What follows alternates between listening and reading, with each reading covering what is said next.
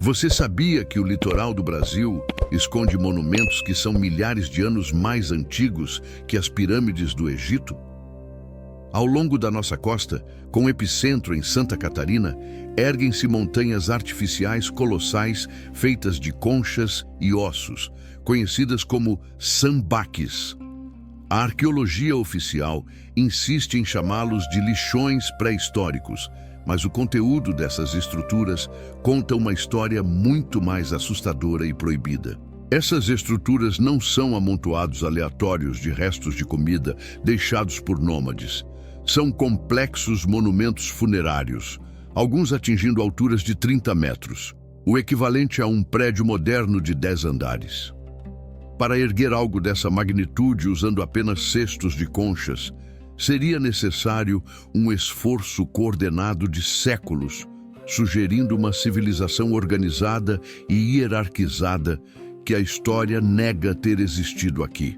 O verdadeiro mistério, no entanto, não é o tamanho das Montanhas Brancas, mas sim quem estava enterrado dentro delas.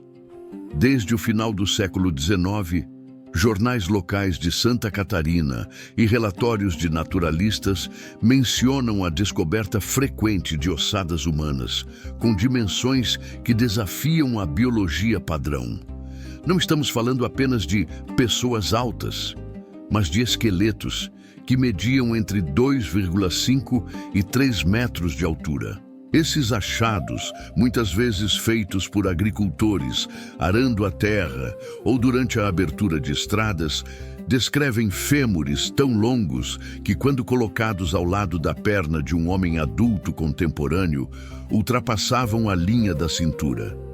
Crânios robustos, com mandíbulas quadradas e espessura óssea muito superior à dos índios Tupi-Guarani, indicam que os construtores dos sambaquis eram uma etnia completamente distinta. A ciência acadêmica classifica o homem do sambaqui apenas como um tipo físico robusto, adaptado à vida marinha e ao mergulho.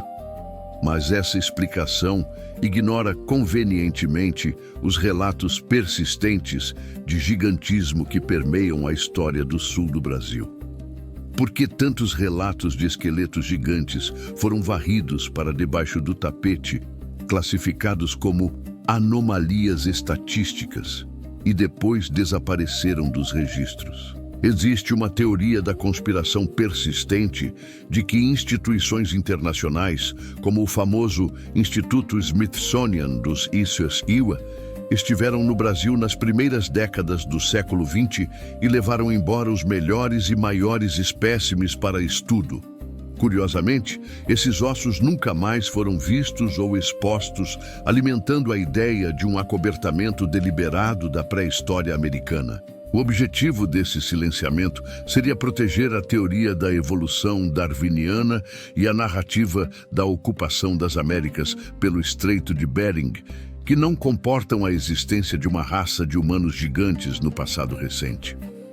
Admitir a existência desses seres exigiria reescrever todos os livros de biologia e história, algo que a academia conservadora se recusa a fazer.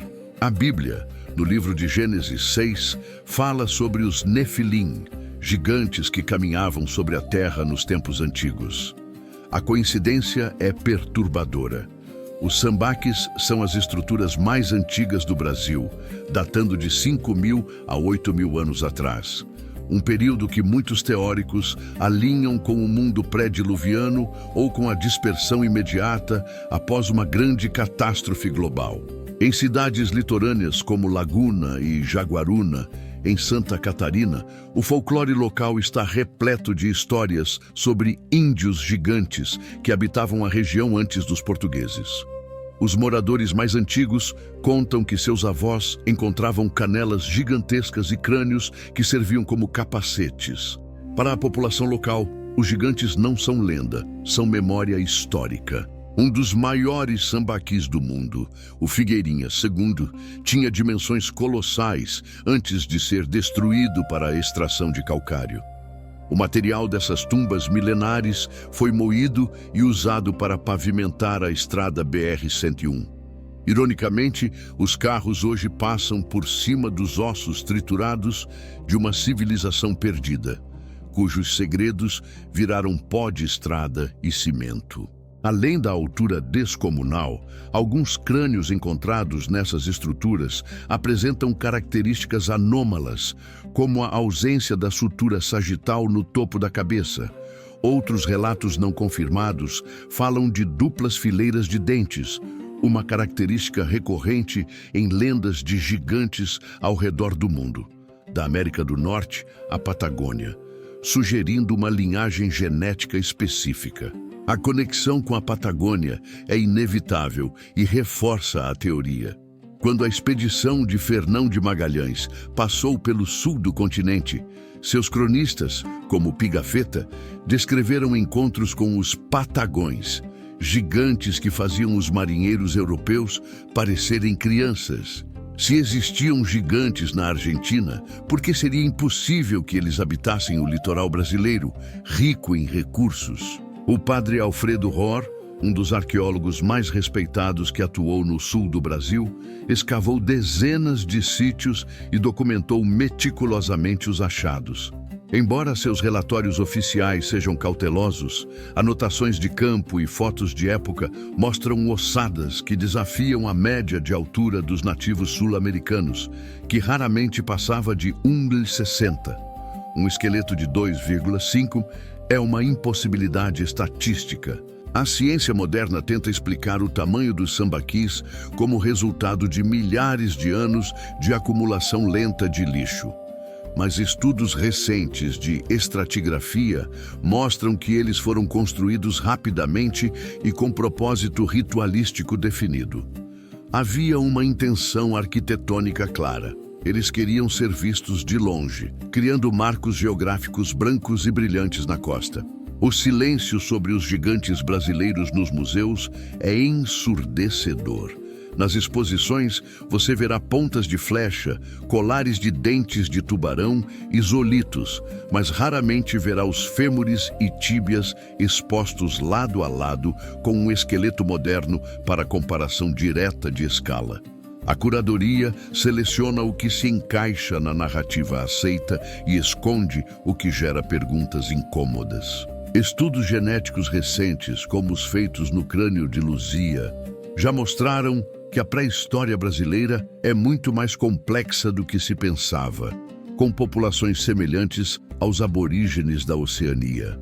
Se havia essa diversidade genética ancestral, por que não poderia haver também uma diversidade de estatura extrema, uma linhagem de megafauna humana hoje extinta?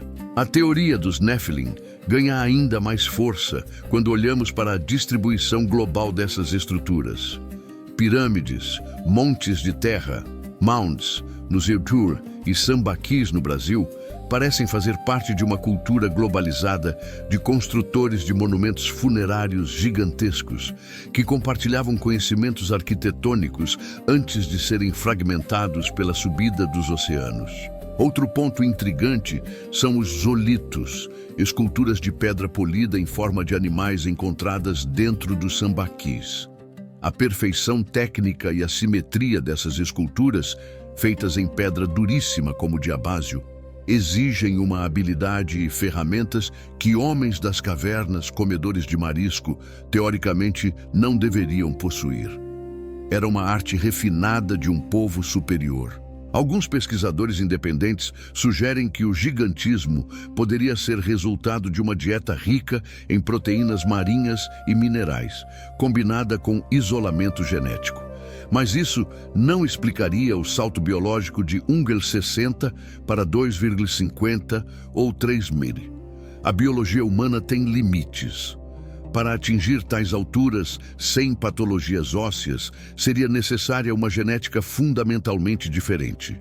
O incêndio do Museu Nacional no Rio de Janeiro em 2018 foi uma tragédia cultural sem precedentes. Mas, para os teóricos da conspiração, foi uma queima de arquivo conveniente.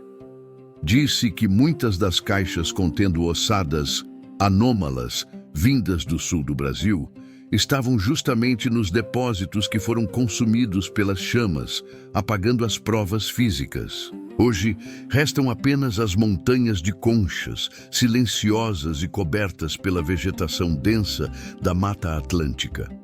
Muitas foram destruídas pela especulação imobiliária desenfreada do litoral. Condomínios de luxo são construídos sobre os cemitérios desses gigantes, e os moradores nem imaginam que metros abaixo de suas piscinas dormem os antigos reis da costa. A negação acadêmica funciona através do ridículo e do ostracismo.